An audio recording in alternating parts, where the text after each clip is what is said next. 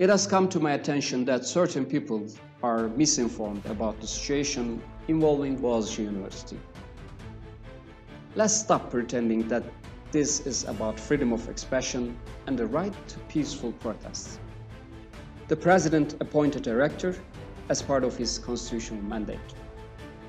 Most recently, a small and radicalized group surrounded the rector's building, blocked its exits, and attempted to invade the building.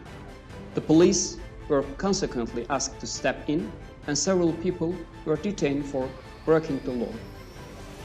The criminal offenses include depriving an individual of their physical freedom and damaging public property.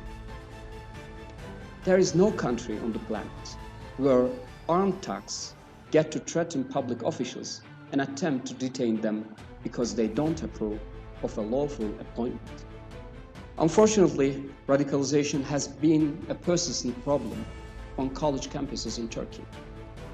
In recent years, radicalized students from the same university joined terrorist organizations like PKK, YPG.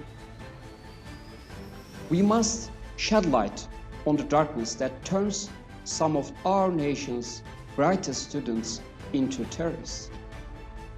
We also condemn the ongoing attempt to smear Boğaziçi University's reputation by falsely portraying the radical views of a small group as the position of an entire community. Therefore, I salute the vast majority of Boğaziçi students who distance themselves from radicalized acts.